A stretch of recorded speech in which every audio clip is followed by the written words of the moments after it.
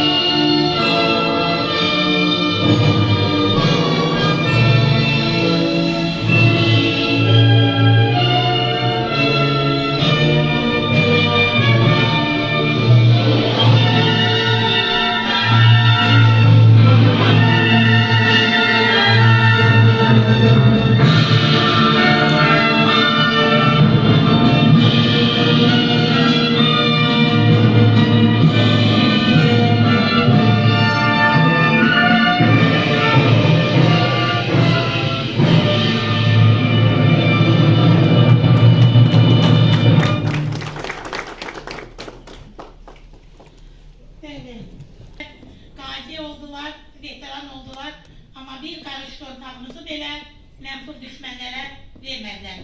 Bugün Azərbaycan Respublikasının ərazi bütövlüyü, suverenliği bərpa olunub. Biz qürurla deyirik.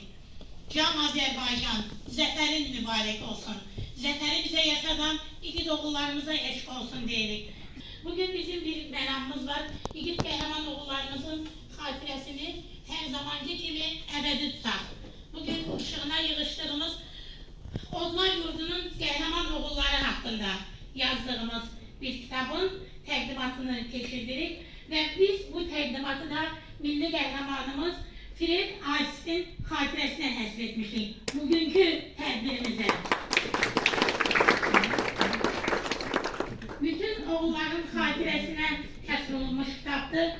Bu kitabın əlsiyə gəlməsində mənə dəstək göstərən Leyla Xanıma dərin təşəkkürümü bildirirəm. Kitabın işıq üzü görməsində bizə öz dəstəyini göstərdi. Kitabımız bugünə şükürlər olsun ki, işıq üzü gördü. Çalışırıq ki, hər zaman qəhrəman oğulları qəlbimizdə, ürəyimizdə yaşadaq. Mən elə istəyirəm ki, burada bizim aramızda kitabın redaktoru Müşfiq müəllim Borçalı var. Ona söz verək və onu almışlayaq.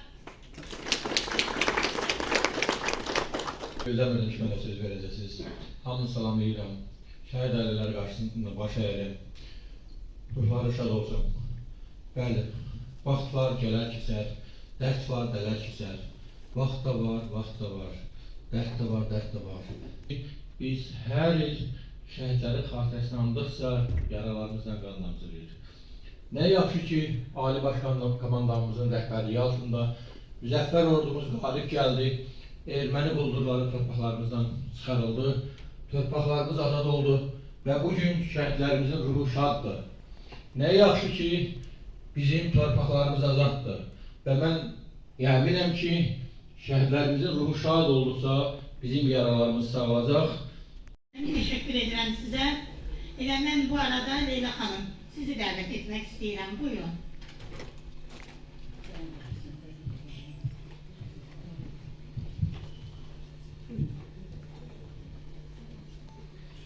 Ben de burada bütün tedbir iştirakçılarımızı salamlayıram.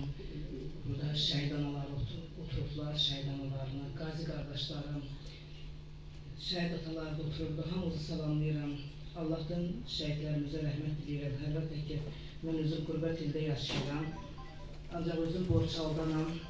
Ürəyim Azərbaycanla döyünür. 20-ci ildən bəri mən Azərbaycan, o qədər doğma olub ki, şehitler bizim başımızın tacıdır.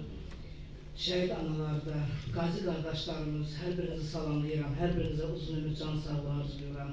Allah sizleri korusun, var olun. Bizim borcumuzdur her zaman şehitlerimizi tanıdaq ve tanıyaq. Buna göre de kitabınız çok güzeldir. Raziye Hanım'a teşekkürünü bildirirəm ki, öz yazar qələminlə her zaman şehitlerimizin adına kitaplar çap ettirir.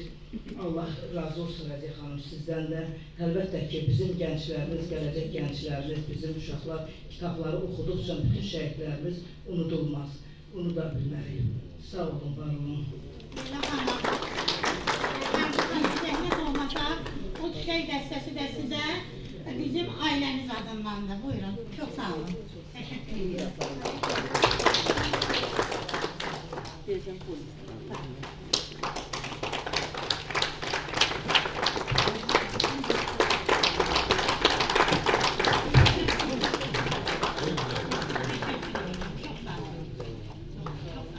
Şimdi 20. yıldan önce tanıyıram. Diğer analarla 5 yıl olur ki tanış olmuşuz. Her biriniz benim için fark etmir 90'ıncı illerden bugünkü güne kadar olan analarımızın her biri benim için doğma əzizsiniz. Biz Flora Ana'ya her zaman dedik ki bizim ağlayışlarımızdır. Ben bu kürsüye istəyirəm Flora Ana'nı davet edin. Flora Ana bütün analarımızın adından çıxış edecek. Buyur Flora Ana.